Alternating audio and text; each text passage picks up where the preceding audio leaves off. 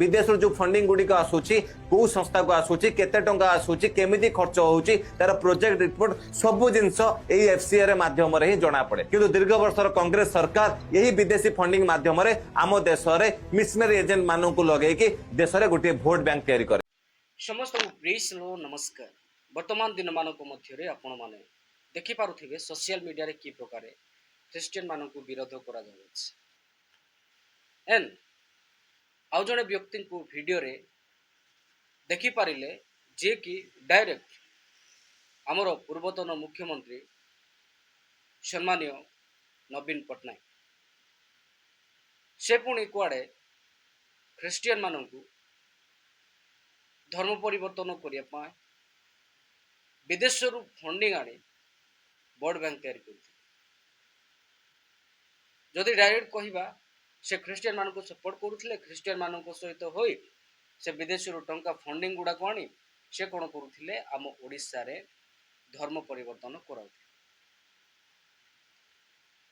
आज गोटे ए प्रकार व्यक्ति को आम ओडिशा हरई अच्छी जी बहुत पीसफुली आम ओडिशा रे लीड कर ना से कौन सी धर्म राजनीति करुले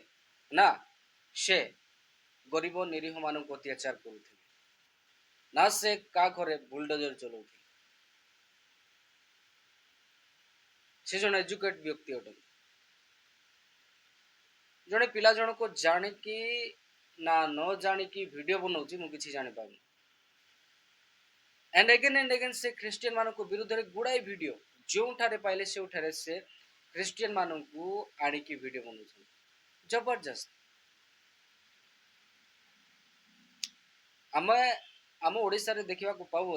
आज दिन मानक मध्य कि प्रकार धर्म नाम पिला माने एते भूल भूल मंतव्य दौरान जार कौन लॉजिक ना कौन सेंस ना।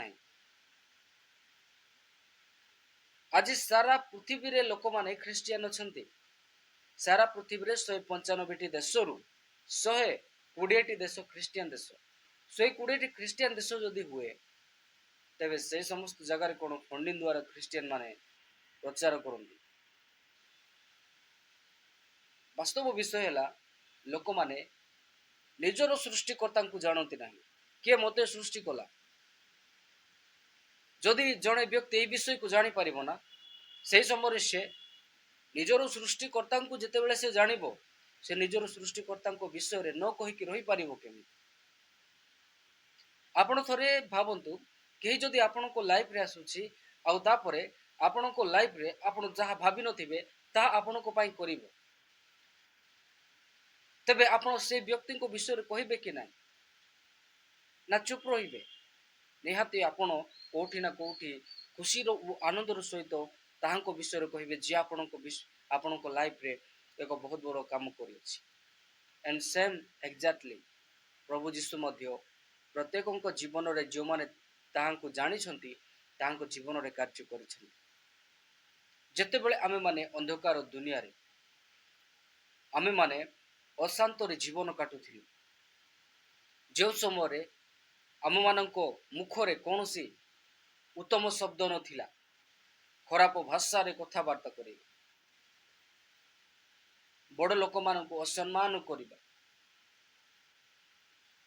झगड़ा करिबा यह तो चली दुनिया रे ए समस्त विषय मान को प्रभु जेबे आसिले प्रभु जीशु आम को परिवर्तन कले ए समस्त विषय लोक माने कहते धर्म परिवर्तन नाई आमानकर कर्म को परमेश्वर परिवर्तन कले आमानकर पापर स्वभाव को परिवर्तन करेंगे। आमे जो विषय केबे भाभी नथिलु आमे आम लाइफ रे केबे जानि नथिलु आ जते बेले जीसु आसिले तांकर वाक्य सुनिलु आमे वाक्य अनुसार वाक्य शुणी आमको भल लगिला